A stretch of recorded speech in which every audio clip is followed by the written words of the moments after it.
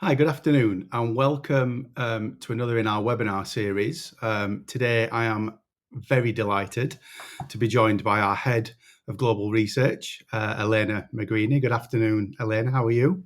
Hello, Ben. I'm good, thank you. How are you? I'm very well, thank you, because I'm talking about one of my favourite subjects, which is how to identify employer demand for higher technical and postgraduate qualifications. So I currently lead our Europe and UK customer success teams.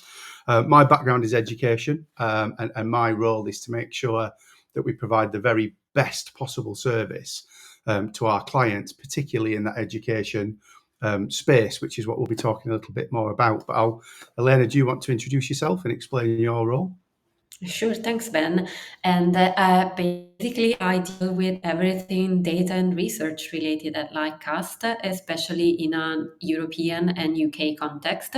So I focus on doing research with our customers on different questions related to the labor market and help them navigate labor market changes and understand the future of work. Absolutely fantastic, and what a great job you do with that. I think this is a subject that we've had many conversations about, so I'm delighted that we're both talking about this this afternoon. Just a quick reminder during today's webinar that if you do have any questions, any comments, please pop them in the chat box that will be available should be available on the right hand side of the screen for you. And we'll do our very best at the end of the session to answer those questions. If we need to kind of do a bit of research offline, we will, but we will definitely come back to anyone with any questions. So today's agenda, as well as the topic, we're going to kind of split this into kind of different bits. So first and foremost, I'll talk a little bit about Lightcast. People maybe on the call that are not familiar with what we do. So I'll talk a little bit about a company, what we do, and how we support our education, government, and our company clients across the globe. We'll talk a little bit more about today's topic. Why does that matter? Why is it important that we talk about skills and qualification demand? What does the data say? So Elena will talk us through some examples of data. We'll talk about practical implications for practitioners. So basically conclusions and recommendations of what we need to be looking at moving forward. And then at the end, I've got a couple of webinars and a few resources just to kind of talk you through that are coming in the future in the next few weeks, or some that are even live now. So the first thing around Lightcast is, our mission as a company is to unlock new possibilities in the labour market. We are the global leader in terms of job posting and skills data. And what we do really is, as part of what Elena does, is we look at the research, market research and insight into our education world, our government world, and our company's world. And we also provide software within platforms like Analyst and Career Coach, for example, that allows our clients in those three worlds to really unlock labour market insight, skills insight, alumni insight, and employer demand. So we operate currently across the entire globe. We're headquartered in the United States. We have offices in Idaho, and we have premises in Boston. We're also got offices in the UK, United Kingdom, offices in Milan, where Elena and the data science team are based out of, and offices in India and in New Zealand, and we operate across all those sectors as well. So in terms of us as a company, like I say, our kind of 6 key offerings really is around structural LMI. So that's official statistics that we get from different governments that allow us to start to understand what the building blocks of those local labour markets look like. And we overlay that with job postings that we capture, and we use our bots to be able to capture that and look at online hiring activity, job posting demand, real-time insights around what employers are wanting and skills demand. We have professional profiles.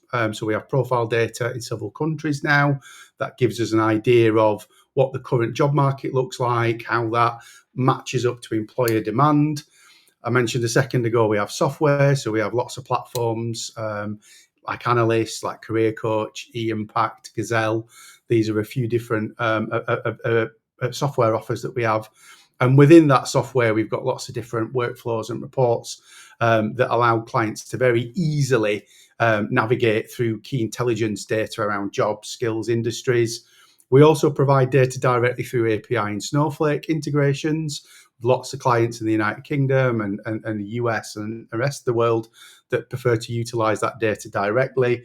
And last but certainly not least is applied research. What Elena and our colleagues in the research and economics team, so that's where we work with clients on dedicated research projects as well. So that's a little bit about Lightcast, what we do and how we can help lots of different organizations look at insight and research. What we're going to look at now is today's topic. So this is really a kind of big conversation piece, not just in the UK, but really across most of the Western economy and developed world, is understanding what that employer demand for higher technical and postgraduate qualifications is. And education providers are constantly under pressure to really show the value of education, whether it's graduate outcomes, whether it's prolonged destinations into sustained work, apprenticeship successful destinations within a timely manner. The challenge around that is that business and education don't always speak the same language. Employers predominantly speak the language of skills and immediate job need.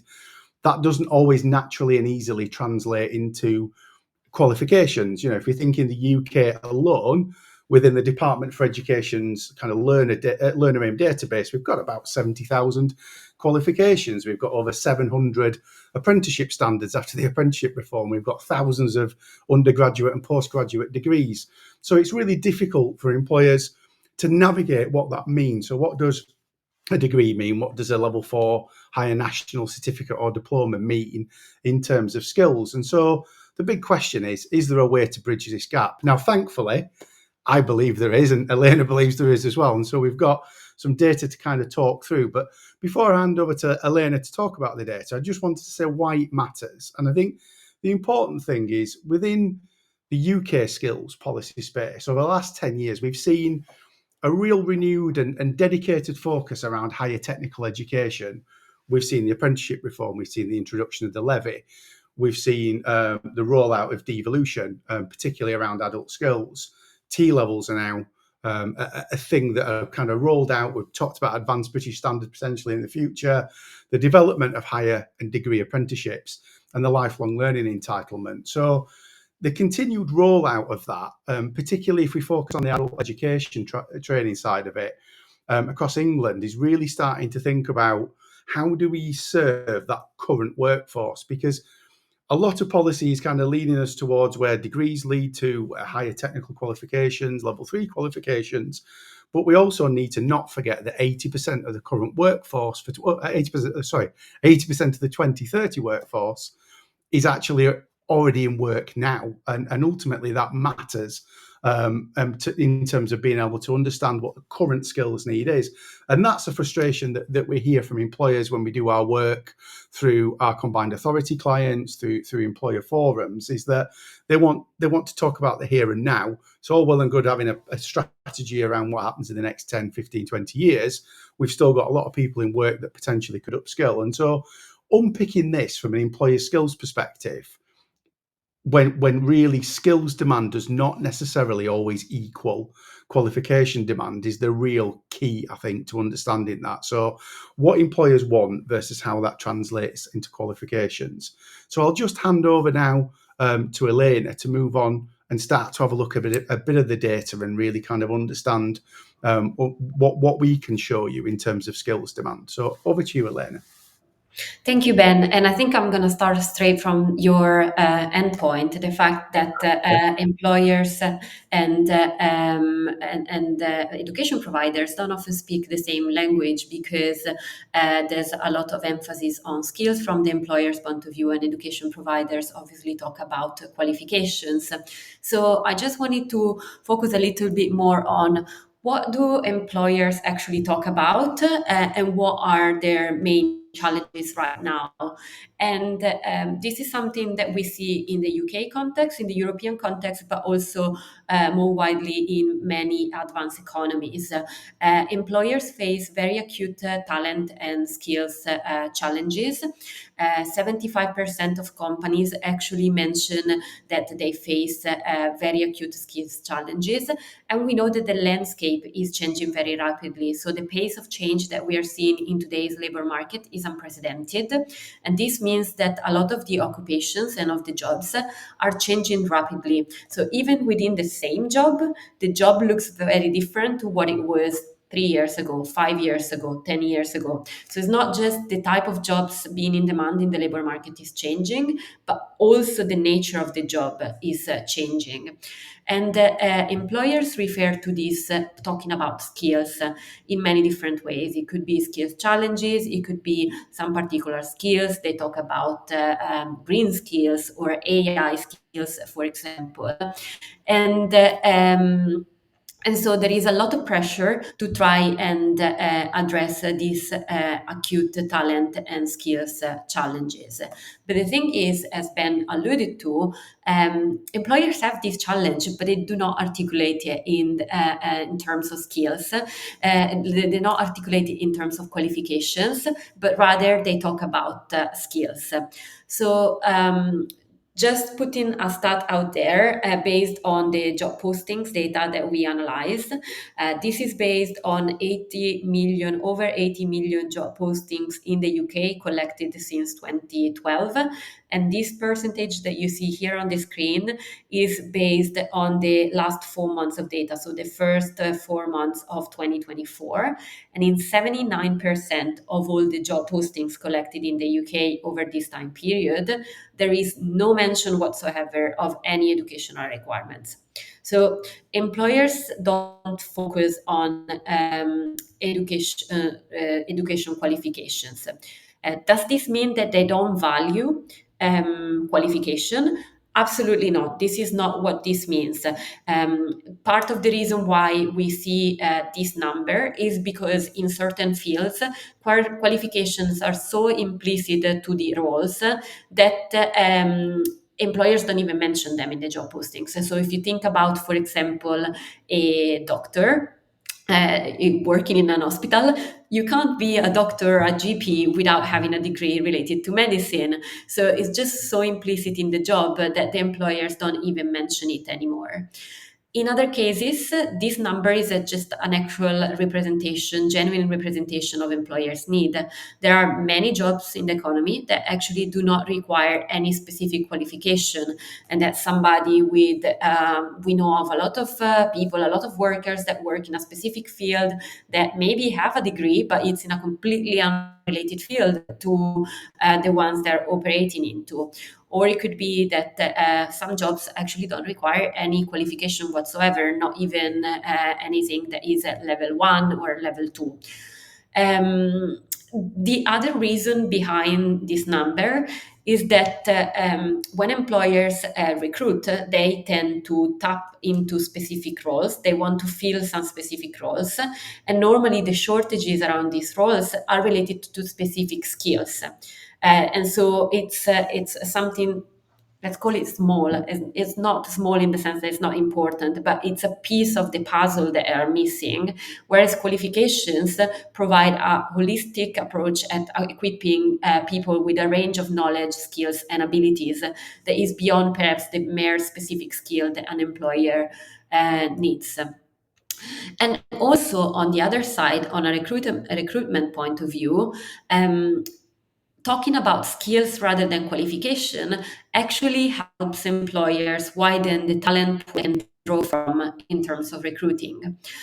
So if you think about, for example, a company trying to recruit for a specific role, if they put a very specific education requirement attached to it, and that is not vital for that role. So we're not talking about the doctor that needs to work in the hospital where the qualification is vital, but we're talking about, for example, take a marketing role, for example. You might have a degree in marketing, or you may have a lot of work experience in marketing and not have a marketing degree, and you would still be perfectly suitable for the job. And the employer may want to not put that strict education requirement because it doesn't want to restrict the pool of talent that they have access to. So I think this is quite an important context when we try to bridge the gap between employers and education provision, because there is a good reason why employers don't often talk about qualification, which does not mean that qualifications are not important to employers. And in fact, if we dig a little bit deeper behind the job postings numbers and figures, on the previous slides, I presented that 79% of all job postings in the UK do not have any mention of any educational requirements. This number actually goes down a little bit for graduate job postings. So, graduate job postings are all job postings that are for occupations that in the UK SOC taxonomy are classed around number 2 and number 3. So, a SOC 2 or a SOC 3, which is a professional occupation or an associate professional occupation or technician. And for this role, in 73% of cases, employers don't mention any educational requirements. Again, it's still a high number, but is a little bit lower than the wider pool in the labor market. And the other thing that we can see is that in this respect, the number of job postings that specifies a specific educational requirement related to either a bachelor degree or any other type of higher education degree, master degrees or even PhDs, is much obviously higher than in the wider labor market. So if we focus on the higher education, higher technical space, we do see that there is a little bit bigger tendency in terms of recruiting for this type of qualifications, even though the majority of employers still don't mention any particular qualifications. So, I think, sorry, Elaine, I think that's a really interesting point, though, that you make there. And I think what we're trying to say, I hope people haven't kind of got too despondent so far about the lack of kind of direct line data. Is what we're saying as well is that within each of those qualifications, whether it's a further education qualifier, a degree, an undergraduate, a postgraduate, a higher apprenticeship, there are skills in all those qualifications, and students will gain those skills and gain those life skills as well, and technical skills. The challenge is understanding that and coaching, I think, to an extent, getting those students to talk more about that skills acquisition, that skills competency, that skills capability, and less than that default referral to, well, I've got a degree in this, or I've got a postgraduate degree in this, because the employer really doesn't see the value per se in the title of the qualification, but absolutely sees the value in the skills acquisition that the students are getting through studying that program. yeah, exactly. And that's the whole point. It's about how can we try to bridge the gap in between these different languages that are being used to understand something that's really valuable, because having the right skills and going through the right qualifications that can equip you with the right skills is actually vital to succeed in the labor market. So we are talking about differences in languages here, not about differences in value of specific qualifications.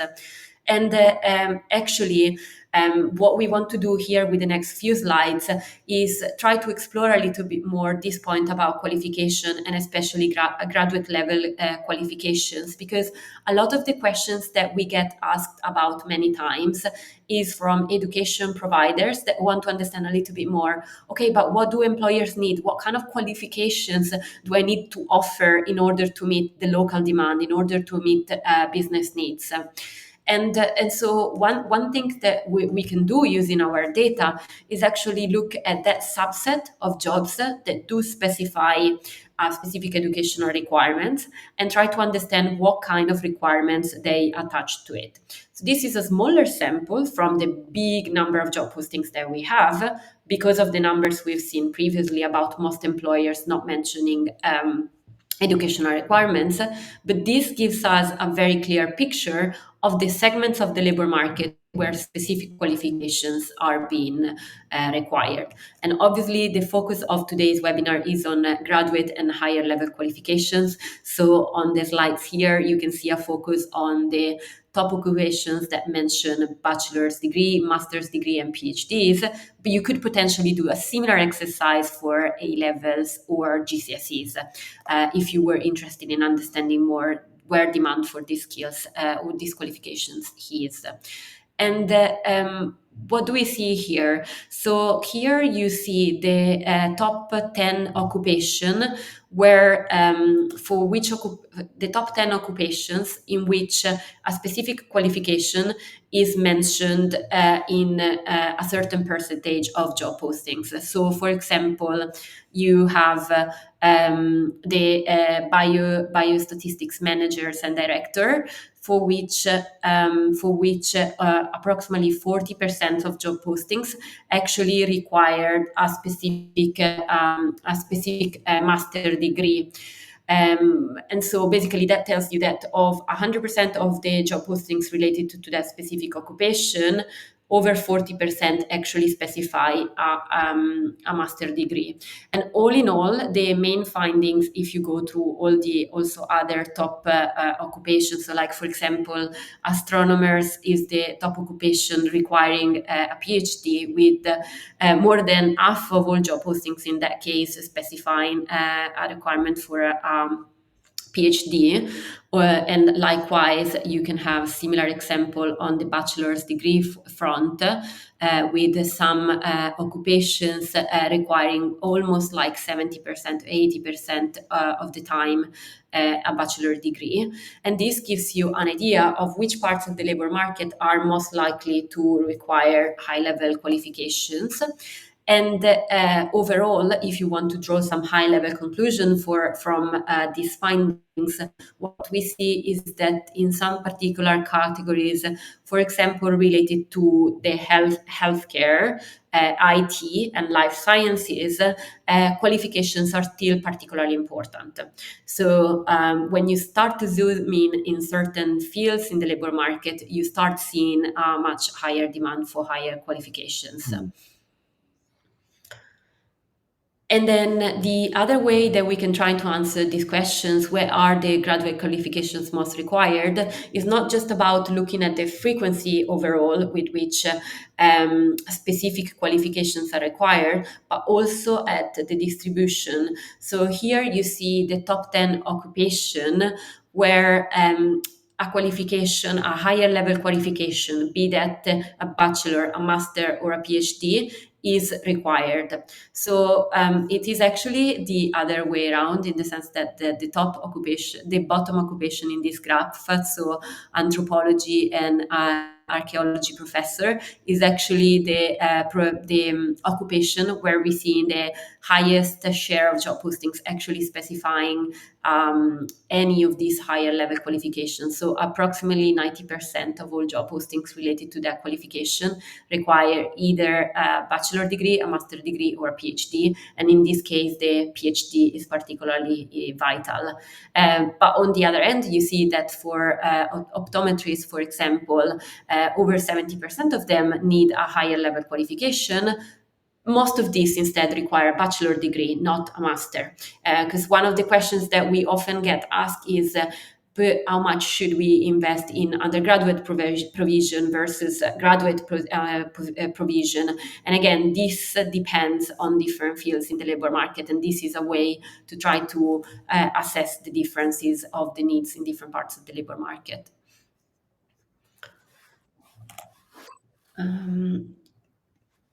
Moving on, one of the other questions that we often get asked is about how can we assess demand? So not just a lot of the time, organization and education providers don't just want to understand which are the occupations where qualifications are most often mentioned, but they also want to understand if there's actually any job opportunity in the labor market related for these qualifications, because it is all well and good to require the specific qualification, but if employers are not recruiting in that field, you're training students for a labor market that doesn't have much opportunity. So a way to actually try to dig a little bit deeper into trying to assess the demand is by combining this measure of frequency with which specific qualifications are being mentioned in a job postings with the total volume of job postings that are available in a given labor market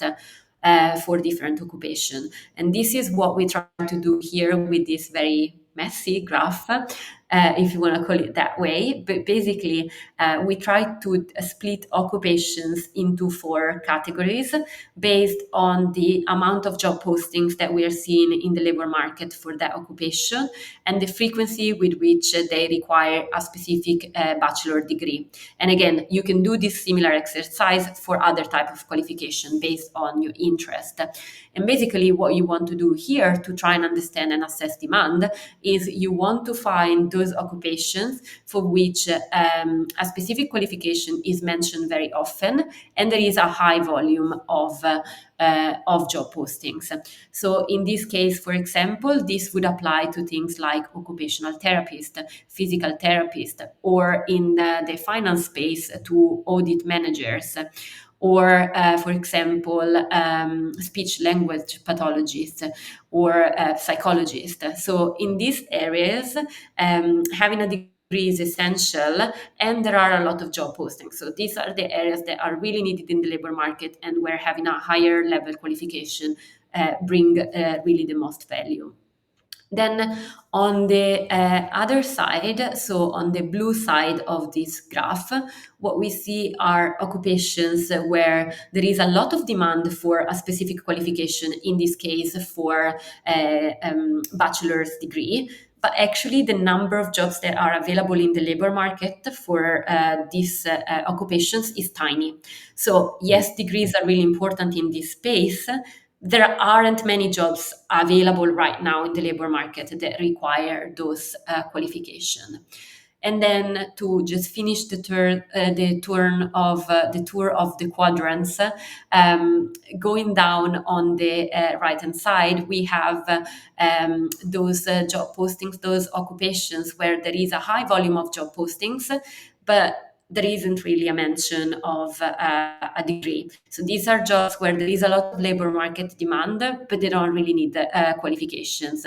And this, for example, could be related to a lot of jobs that don't require degrees, for example, in business development or in human resources, or in more trades-related occupation or like machinist roles.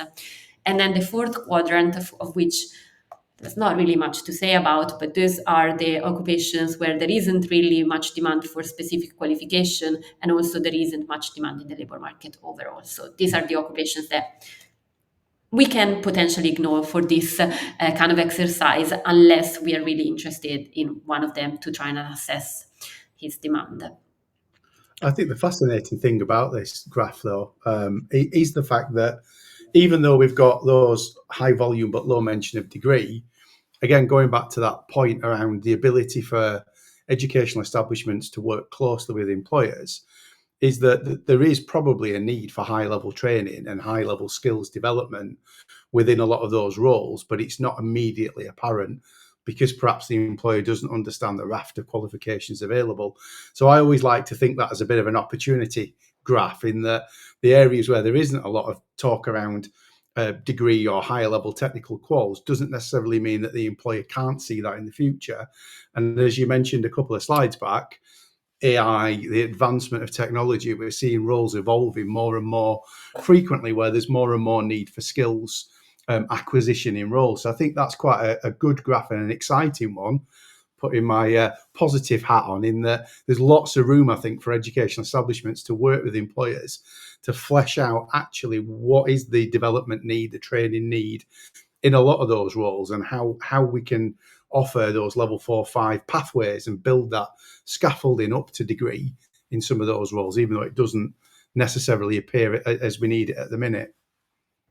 Yeah, and I think that's actually a nice segue on the next slide, which is it actually worth investing into qualifications?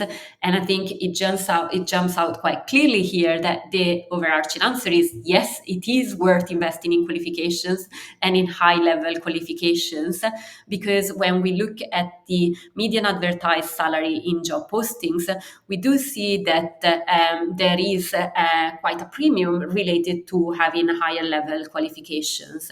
So overall, if we take the job postings that don't mention any education requirements, the median advertised salary that we see is around just over 38K. But there is a wide range there. So when we start looking at the specific qualifications that are being required, we see that the job postings that specifically mention education requirements up to GCSE level tend to offer much lower wages, so around the 28,000 mark. And then if we move on to foundation and higher level technical qualifications, we are around 41,000 median advertised salary for a year. So this is already above the one for no education listed. For bachelor's or equivalent qualifications, so job postings that mention bachelor's or equivalent, we are around 42,500. For masters, we are around 46,000, and for PhD or equivalent at 51,000. So there is value in qualifications, and this is a way in which you can clearly see it also in the data. Absolutely. And this is not just something at on the labor market overall as a spectrum, but it's also something that you see within specific occupation. So within the same occupation, somebody that has a higher level of qualification actually commands a higher salary in many cases. Not all cases, there are some exceptions, but this helps kind of understand to which level is worth investing in a specific qualification. So here, there's just a few examples of occupations that typically require higher level qualification, be it a bachelor, master, or PhD. And you can see the median advertised salary for these occupations in job postings that mention one of the three qualifications. And so, how do you interpret something like this? Well, let's start with the one that's got the biggest difference and the starkest contrast. If you take a computational biologist in the middle of the chart, what you see is that the median advertised salary for computational biologist job postings that require a bachelor degree is actually quite low. It's below the 30K mark. But for computational biologist job postings that require a master degree, this number shoots up to almost twice as much. So this tells us that there is a lot of value in investing for a master degree in something like computational biologist compared to just stopping at the bachelor degree, for example. Whereas instead, on the opposite scale of the spectrum, if you think about organic chemist, for example, we see that the salary is actually pretty similar in job postings requiring a bachelor, a master, or a PhD. So this can give us some understanding of up to which point is worth investing in qualifications. Then the other big question that we often get asked about is how do we identify new qualifications we should invest in as education providers? So what are the emerging trends in the labor market, and how do we turn them into education provision that can match employers' need?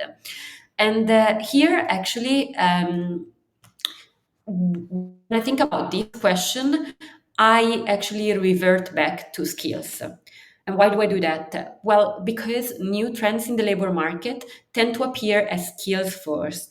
They're really tiny. They are a niche of a subsector, a niche of a specific occupation. It's a new tool in the same job as before. So it's just a finite amount of skills that are being required to begin with. Then an occupation becomes so important that it shoots up, a skill becomes so important that it shoots up, and it becomes a whole new occupation, and there is a whole new role being created. And so being able to track the specific skills here help us understand what are the emerging trends.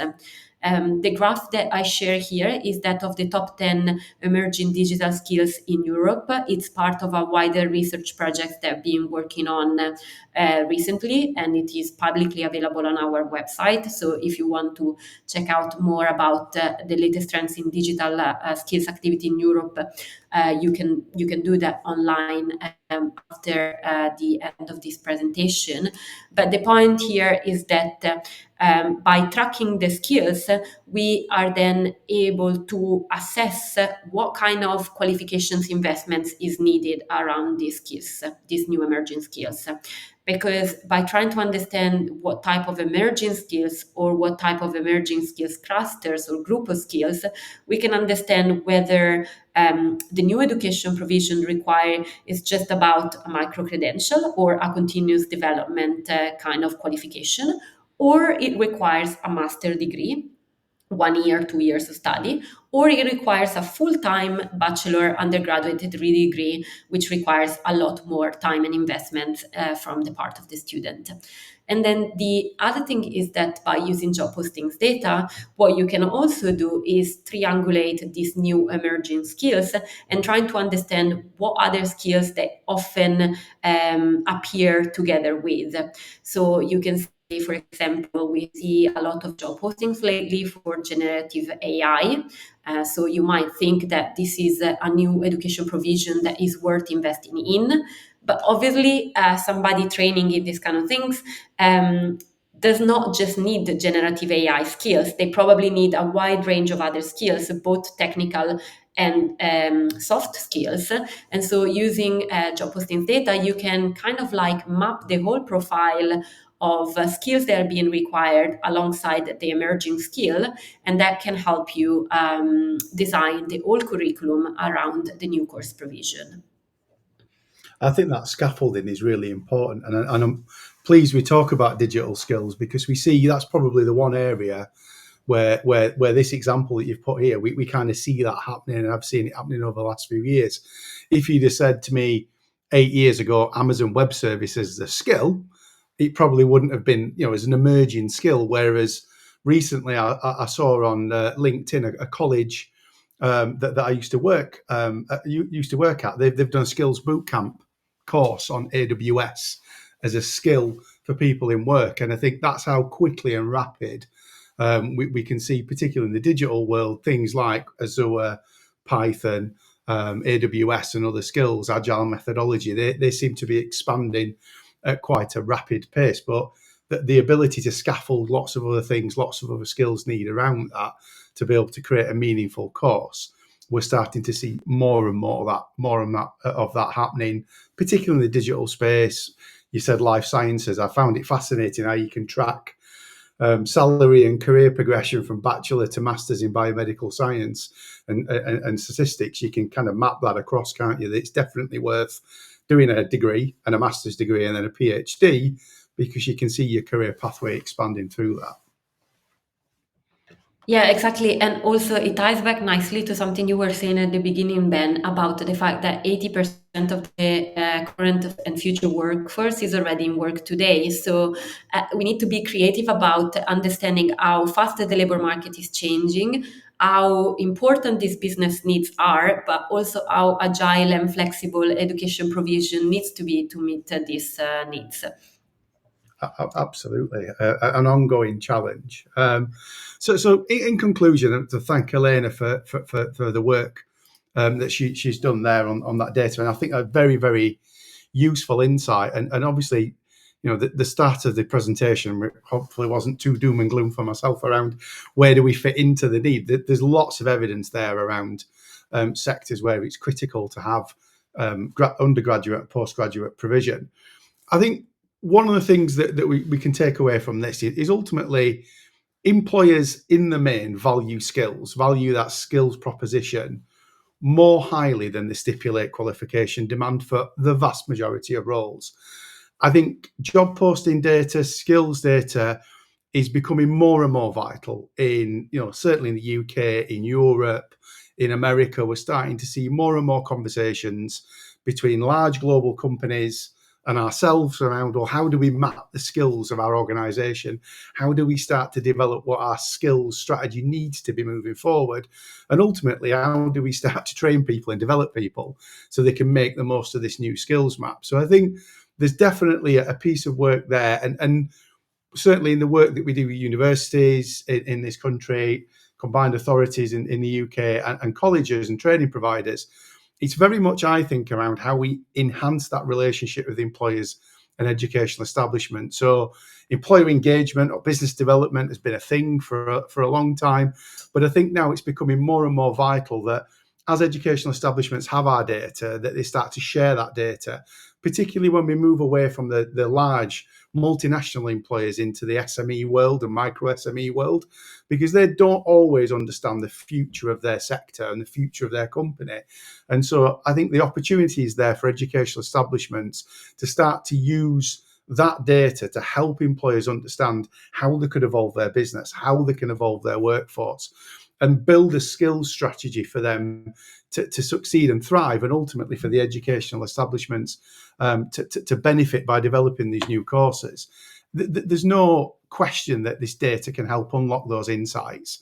And what is that gap between employer expectation and qualification outcome? I think we can definitely narrow that. And I think, like I mentioned a few slides ago, it's not that employers don't value qualifications, it's that they probably don't understand all the skills and credentials and capability and competency that comes out of a lot of those qualifications. So I think, a big part of what we do in our commercial world, in our company world, is help companies, massive multinational companies understand that. And I think certainly educational establishments need to start to think about, in the HE world, micro-credentialing, how we start to coach and develop people to talk about that. I also think, and it's a kind of passion point, the last point there for me, having spent a lifetime in education, is there's an emerging need and a real opportunity to develop short, higher technical provision.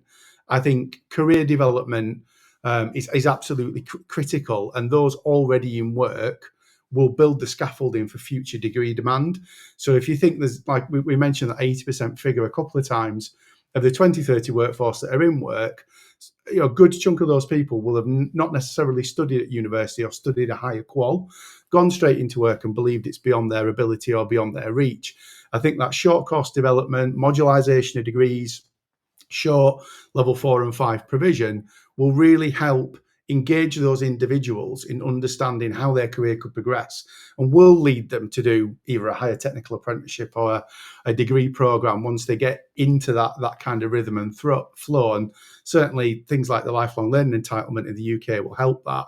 I think that the need now is to focus on how we upskill that current workforce and balance that with the current strategy around, we want to develop a pipeline, a tail of young people that want to work into those technical sectors.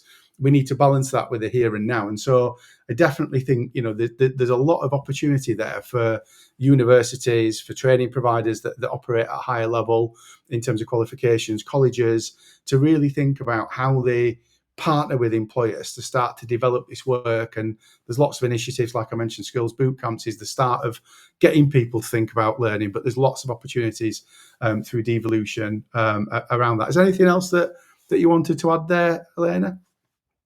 No, I think that's a very comprehensive summary of the practical implications. Thanks, Ben. Thank you. So thanks everyone for taking part. A couple of things just afterwards that I want to talk about. So we've got another webinar coming up soon, a fantastic one with our partners at Bath College. So Alex, who looks after our further education clients in the UK, he'll be talking with Sam, the assistant principal at Bath College, around how they've started to embed LMI, the challenges, the wins, the positives around embedding LMI across Bath College, and they'll talk about their access to our platforms as well. There is a wonderful website that's out there at the minute that I would definitely recommend that you look. This is where Elena and colleagues in professional services, how we collaborate with organisations like OECD and World Bank. Last week, Elena was talking in Poland and talking for OECD, their event. We really do collaborate on a truly global level with truly global organisations. And so I think this is a fantastic resource to have a look at.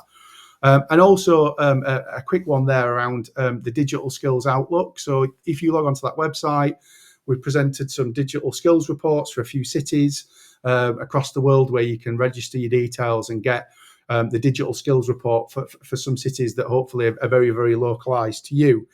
And the final bit before we kind of pause there and see any questions that we've got, within our UK customer service teams, I would just a quick reminder, we have our innovation groups. So we have that's where clients will meet with us and tell us what they want to see out of the data, and we talk about challenges.